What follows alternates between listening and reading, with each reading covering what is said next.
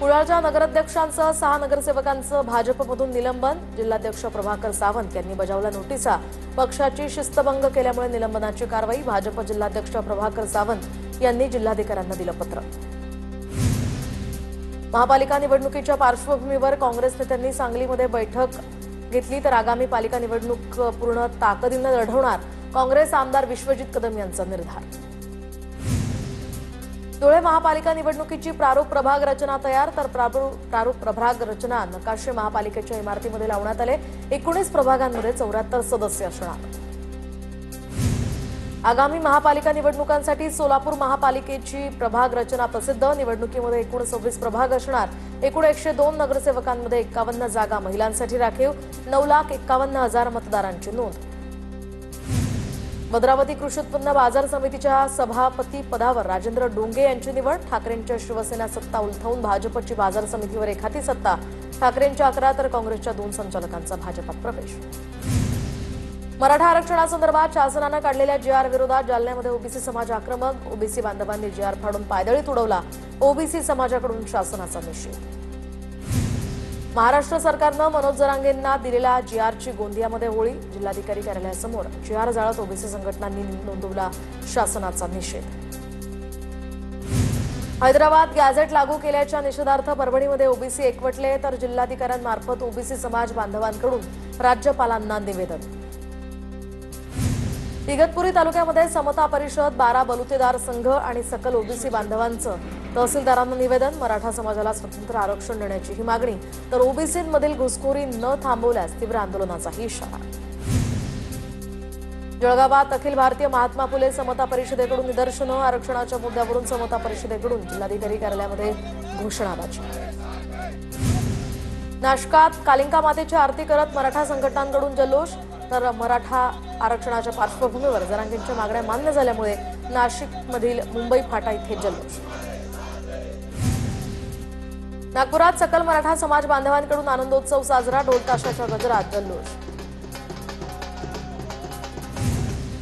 वर्ध्यात विविध मागण्यांसाठी आयटक अंगणवाडी बालवाडी कर्मचारी युनियनचा मोर्चा। रेल्वे स्टेशनपासून जिल्हा परिषदेपर्यंत निघालेल्या या मोर्चात अंगणवाडी कर्मचाऱ्यांचा मोठा सहभाग। विविध मागण्यांचं अधिकाऱ्यांना निवेदन। करमाळा पोस्ट ऑफिस कार्यालयामध्ये जनशक्ती शेतकरी संघटनेचं ठिय्या आंदोलन। महिलेंची 5 लाखांची ठेव मिळत नसल्याचा महिलेचा आरोप। चुकीची माहिती दिल्यास पोस्टमनला ठोकण्याचा जनशक्ती शेतकरी संघटनेचा इशारा। विदर्भामध्ये मुसळधार पावसाचा इशारा। अमरावतीला ऑरेंज अलर्ट तर मध्य भारतात जोरदार पावसाची शक्यता। विदर्भात काल दिवसभरात जोरदार पावसाची हजेरी। नांदेडच्या विष्णुपुरी प्रकल्पाचे 3 दरवाजे उघडले। गोदावरी नदी पात्रात 46,000 क्युसेकने विसर्ग सुरू। नदीकाठच्या गावांना सतर्कतेचा इशारा। लातूरमध्ये तलाव ओव्हरफ्लो। ओढ्याला आलेल्या पुरात पिकं वाहून गेली आहेत। शेतकऱ्यांचं मोठं नुकसान। तातडीनं पंचनामे करून मदत देण्याची शेतकऱ्यांची मागणी। नाफेड एनसीसीएफनं शेतकऱ्यांकडून खरेदी केलेल्या कांद्याचे 200 कोटी थकवले। स्वाभिमानी शेतकरी संघटना आक्रमक। थेट केंद्रीय कृषी सचिवांची भेट घेत शेतकऱ्यांचे पैसे व्याजासह देण्याची केली मागणी। बुलढाणा जिल्ह्यामध्ये सततच्या पावसामुळे सोयाबीन पीक धोक्यात तर अनेक ठिकाणी शेतात अद्यापही पाणी साचल्यामुळे सोयाबीनची वाढ खुंटली आहे। सोयाबीनचं उत्पन्न कमी होण्याची सुद्धा यामुळे शक्यता। वाशिम जिल्ह्यामध्ये 8 दिवसात सोयाबीनच्या दरात तब्बल 400 ते 500 रुपयांची घसरण। वाशिम कृषी उत्पन्न बाजार समितीमध्ये दर हे 4,100 ते 4,450 रुपयांवर। नवीन सोयाबीन बाजारात येण्याआधीच दर कोसळल्यामुळे शेतकरी चिंतेत। नाशिकच्या येवला तालुक्यामध्ये रस्ते सुरे गावात कांद्याच्या रोपांवर अज्ञाताकडून रसायन फवारणी। तणनाशक फवारणीमुळे संपूर्ण रोप जळून खाक। शेतकऱ्यांमध्ये प्रचंड संतापाचं वातावरण। बोदवड शहरातील आठवडे बाजार अनेक समस्यांच्या विळख्यात। आठवडे बाजारात सर्वत्र घाणीचं साम्राज्य। नगरपंचायतीनं चांगल्या सुविधा पुरवण्याची नागरिकांची मागणी। पंढरपुरात परिवर्तनी एकादशी निमित्त भाविकांची मोठी गर्दी। सकाळपासूनच दर्शनासाठी भाविकांच्या लांब रांगा। मंदिर प्रशासनाकडून भाविकांसाठी सोयीसुविधा। नाशिकच्या मालेगावात गणेश भक्तांकडून गणपती डोक्यावर घेऊन आंदोलन। शहरातील गणपती विसर्जन मार्गावरील खड्डे मोकाट जनावरांमुळे गणेश भक्त आक्रमक। जळगावात आझाद क्रीडा मंडळानं उभारली अनोखी आरास। देखाव्यातनं दिली भारताच्या पहिल्या सुपर कॉम्प्युटरची माहिती। आरास पाहण्यासाठी नागरिकांची मोठी गर्दी।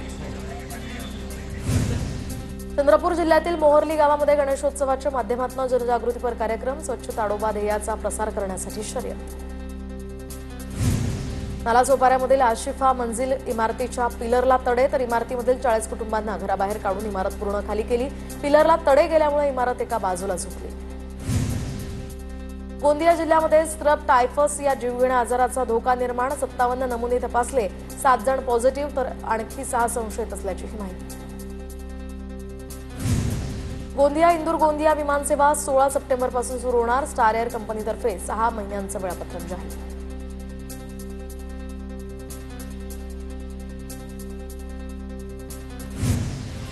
लातूर शहरात विनापरवाना चालत असलेल्या एका शाळेला शिक्षण विभागाच्या पथकानं सील ठोकलं, तर शिक्षण विभागाची परवानगी न घेता ही शाळा सुरू होती. चैतन्य स्कूलवर शिक्षण विभागानं सील ठोकत कारवाई केली. नंदुरबारच्या नवापूरमधील डोकारे कारखान्याचा गाळप हंगाम सुरू करण्याची मागणी, संचालक मंडळाचा रास्ता रोको, तर रास्ता रोको आंदोलन करत या ठिकाणी विविध मागण्यांची केली निवेदन. गोंदियाच्या आमगाव पोलीस स्टेशनमध्ये शाळांच्या मुख्याध्यापकांची बैठक, प्रत्येक शाळेमध्ये पिंक बॉक्स बसवण्याचे आदेश. दरम्यान पिंक बॉक्स दर शनिवारी आणि रविवारी उघडण्यात येणार, पिंक बॉक्समध्ये आलेल्या तक्रारींवर तात्काळ कारवाई. सोलापुरात महापुरुषाच्या पुतळ्यासमोर अश्लील कृत्य करणाऱ्या व्यक्तीचा मारहाणी दरम्यान मृत्यू, मृत व्यक्तीविरोधात धार्मिक भावना दुखावल्याचा गुन्हा, तर मृत्यूला कारणीभूत ठरल्यामुळे 2 तरुणांवर सुद्धा गुन्हा दाखल. 8 महिन्यांच्या बंदीनंतर पर्सनेट मासेमारीला आता अखेर सोमवारपासून सुरुवात. सोमवारपासून मोठ्या नौका समुद्रावर स्वार झाल्या.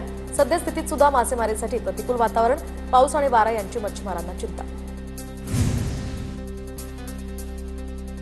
गरोदर महिलेला झोळीत टाकून रुग्णालयामध्ये घेऊन जाण्याची वेळ, तर नंदुरबार जिल्ह्यातल्या तळोदा या तालुक्यातलं हे भीषण वास्तव, प्रशासनानं रस्ता करून देण्याची नागरिकांची मागणी.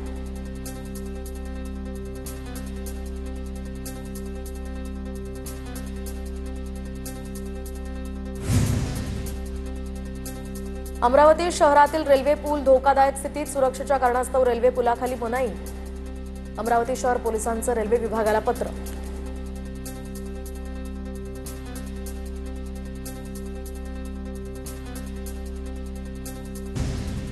परळी शहरामध्ये कर्कश आवाज करणाऱ्या बुलेटच्या सायलेन्सर्सवर पोलिसांची बुलडोझर चालवत कारवाई.